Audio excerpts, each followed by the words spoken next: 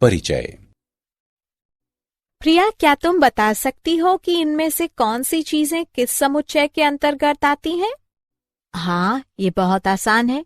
Stamp स्टैम्पों के समुच्चय में आती है, पेंसिल पेंसिलों के समुच्चय के अंतर्गत आती है, और यह सिक्का सिक्कों के समुच्चय के अंतर्गत आता है। दीदी, ये समुच्चय क्या है? सोनाली, क्या तुम इन 3 संग्रहों को देख सकती हो? ये समुच्चय हैं। लेकिन आप इन्हें समुच्चय कैसे कह सकती हो दीदी? समुच्चय वस्तुओं का एक संग्रह है जिसमें कुछ न कुछ समानता होती है। आओ, मैं तुम्हें समुच्चय के बारे में और अधिक समझाती हूँ।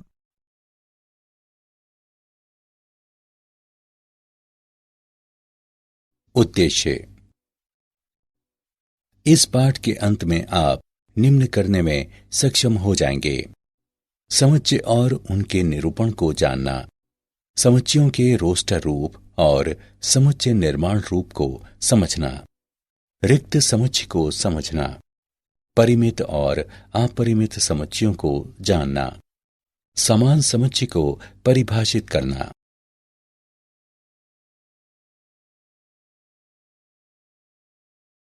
समुच्चय और उनका निरूपण।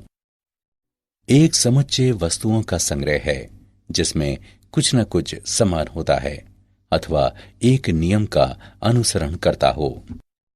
उदाहरणार्थ, सिक्कों का समुच्चय। 13 से 15 वर्षों के आयु के समूह में लड़कियों का समुच्चय। समुच्चय की वस्तुओं को उसका अवयव कहते हैं। समुच्चय के निरूपण के लिए मंझले कोष्ठक का उपयोग किया जाता है और अवयवों को एक दूसरे से अर्ध विराम द्वारा पृथक किया जाता है। अतः केशा के लिए बाहरी पहनावे का समुच्चय होगा।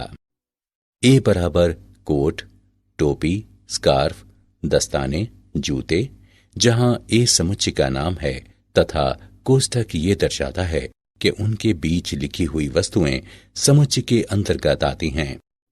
इस प्रकार एक समुच्चय को अलग अलग वस्तुओं के एक संग्रह के रूप में परिभाषित किया गया है।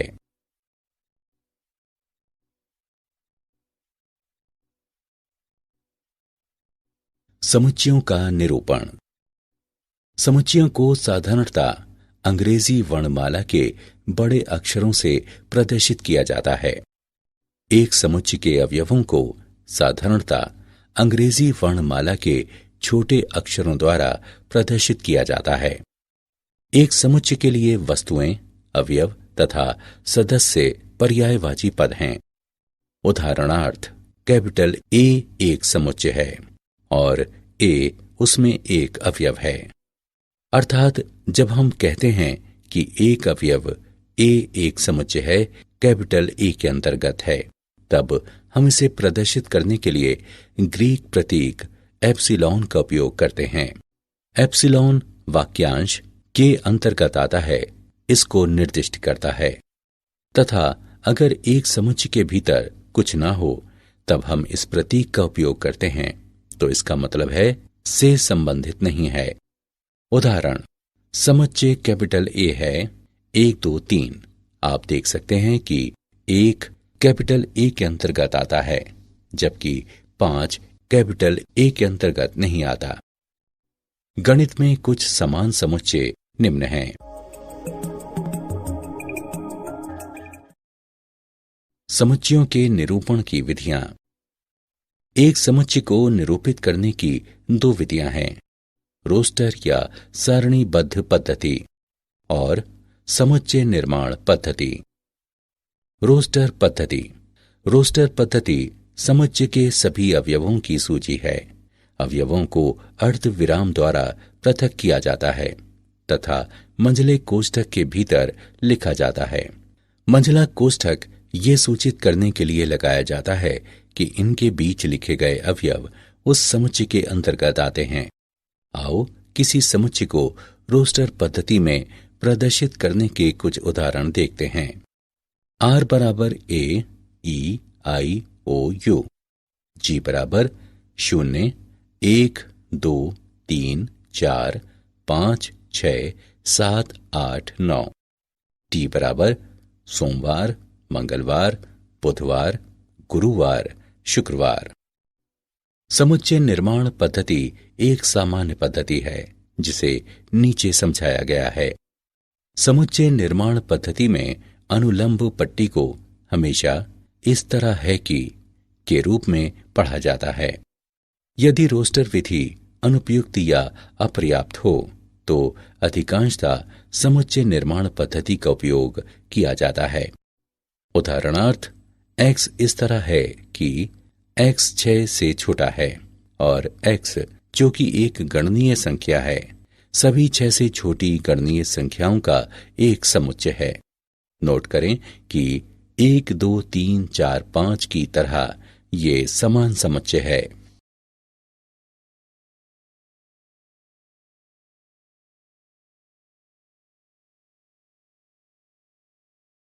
समुच्चय की रोस्टर पद्धति का उदाहरण। जब पैटर्न स्पष्ट हो तथा समुच्चय बड़ा हो तब साधारण रोस्टर पद्धति की भिन्नता में एलिप्सिस यानी न्यून पदों का उपयोग किया जाता है। 9007 के बराबर अथवा उससे छोटी विषम गणनीय संख्याओं का समुच्चय है 1, 3, 5, 7 इत्यादि 9007 तक। सभी गणनीय संख्याओं के समुच्चय को 1, 2, 3 इत्यादि से निरूपित किया जाता है। रोस्टर विधि में 7 से कम सभी सम धनात्मक पूर्णांकों के समुच्चय को 2, 4, 6 के रूप में लिखा जाता है। विषम प्राकृत संख्याओं के समुच्चय को 1, 3, 5 इत्यादि द्वारा प्रदर्शित किया जाता है।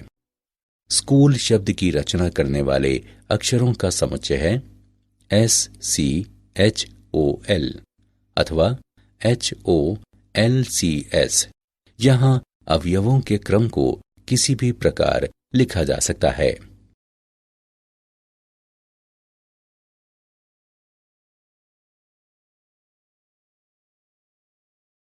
समुच्चय की समुच्चय निर्माण पद्धति का उदाहरण। सभी x का समुच्चय इस तरह है कि x 0 से बड़ा हो। सभी x का समुच्चय इस तरह है कि x 11 के अतिरिक्त कोई भी संख्या है। सभी x का समुच्चय इस तरह है कि x 5 से कम कोई भी संख्या है।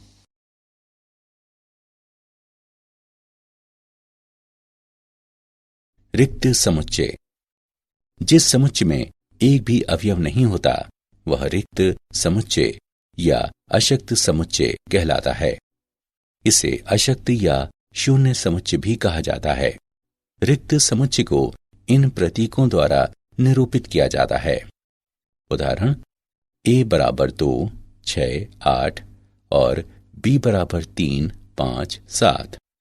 माना कि c समुच्चयों a और b के प्रतिच्छेदन को दर्शाता है, तब c बराबर एक शून्य समुच्चय है क्योंकि दो समुच्चयों के बीच कोई भी अवयव समान नहीं है। चलिए एक उदाहरण को हल करें। मापांक 6x - 7 + 10 बराबर 0 को हल करें। हल। चरण 1, मापांक 6x - 7 + 10 बराबर 0। चरण 2, मापांक 6x - 7 बराबर -10 जो सत्य नहीं है दोनों पक्षों से 10 घटाने पर। चरण 3, अतः हल एक शून्य समुच्चय है।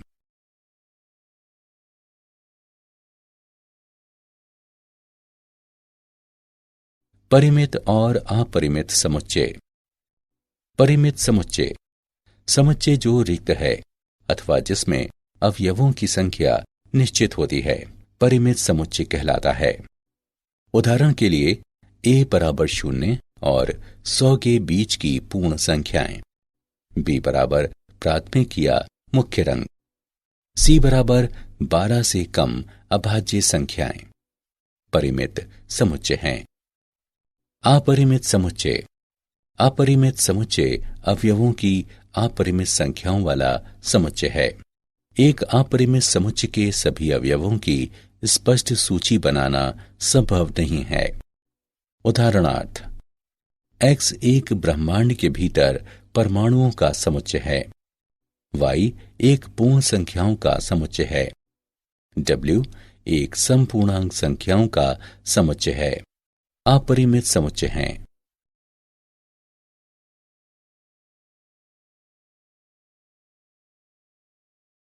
समान और असमान समुच्चय। दो समुच्चय P और Q समान कहलाते हैं यदि उनमें वास्तव में समान अवयव हों तथा हम P बराबर Q लिखते हैं। अन्यथा समुच्चयों को असमान कहते हैं तथा हम लिखते हैं कि P और Q बराबर नहीं है।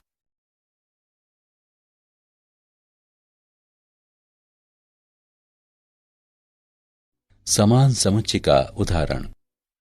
समुच्चय A बराबर 3, 4, 6 और B बराबर 6, 3, 4 बराबर हैं क्योंकि उनके अवयव समान हैं। यदि समुच्चय के एक या एक से अधिक अवयवों को दोहराया जाता है तो समुच्चय बदलता नहीं है। उदाहरण के लिए कैपिटल A के सभी अवयव कैपिटल B में हैं अथवा कैपिटल B के सभी अवयव कैपिटल A में हैं तो समुच्चय A बराबर 5, 6, 7 और B बराबर 6, 6, 5, 7, 7 बराबर हैं। यही कारण है कि हम प्रायः किसी समुच्चय का वर्णन करते समय उसके अवयवों की पुनरावृत्ति नहीं करते हैं।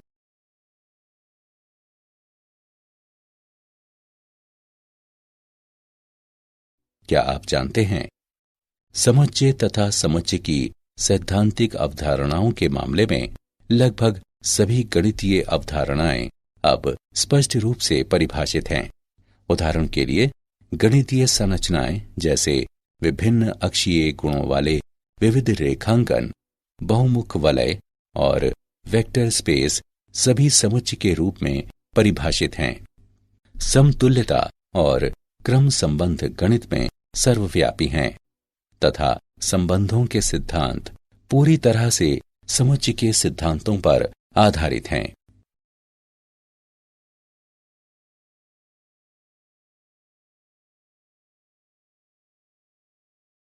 सारांश। आइए हमने जो कुछ सीखा है उसे संक्षेप में दोहराएं। समुच्चय एक अच्छी तरह से परिभाषित वस्तुओं का संग्रह है। एक समुच्चय जिसमें कोई अवयव नहीं है उसे रिक्त समुच्चय कहा जाता है। एक समुच्चय जिसमें अवयवों की संख्या निश्चित होती है उसे परिमित समुच्चय कहा जाता है। अन्यथा समुच्चय अपरिमित समुच्चय होता है।